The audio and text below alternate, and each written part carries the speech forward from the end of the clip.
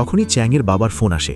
সে বলে মিস্টার জাও গুরুতর অসুস্থ হয়ে পড়েছে এবং পাহাড়ে থাকা এক অলৌকিক ডাক্তারকে খুঁজছে। এই খবর শুনে চ্যাং বলে, তাহলে কি একটু আগে যে লোকটা এখানে এসেছিল সে আসলে আসল মিস্টার জাও ছিল না? মিস্টার জাও তো অসুস্থ, তাহলে সে এখানে কিভাবে আসতে পারে? মীরার মা বলে, ঠিকই বলেছ, তা না হলে অত বড় কোম্পানির মালিক একটা সাধারণ মেয়েকে বিয়ে কেন করবে? বাবা বলে, কিন্তু আমাদের কোম্পানির তো ক্ষতি হয়ে গেছে। মা বলে, হয়তো এটা শুধু কাকতালীয় ব্যাপার।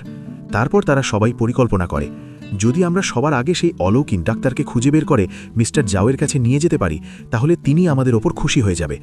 মীরা উত্তেজিত হয়ে বলে, চ্যাং, এটা দারুণ আইডিয়া, আমিও তোমার সাথে আছি।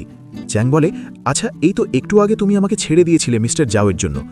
মীরা হাসতে হাসতে বলে, ওটা তো আমি মজা করছিলাম, আমি তো শেষ পর্যন্ত তোমাকেই বিয়ে করব।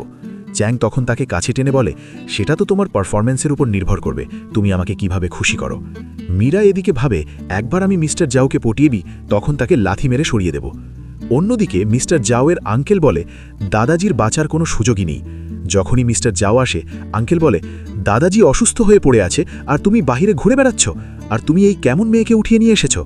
কিংকিং বলে, তুমি কতটা ড্রিঙ্ক করেছ, খুব বাজে গন্ধ আসছে, আগে মুখ ধুয়ে আসো।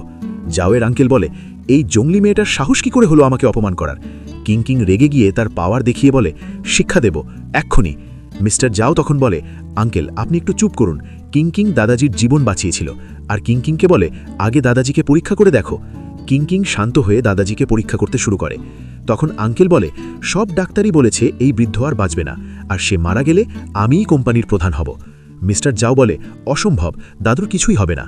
কিংকিং পরীক্ষা করে বলে, দাদাজিকে বিষ দেয়া হয়েছে, তাকে এখনও বাঁচানো সম্ভব, কিন্তু তার জন্য তোমাকে 1000 বছরের পুরনো ভেষজ গাছ আনতে হবে।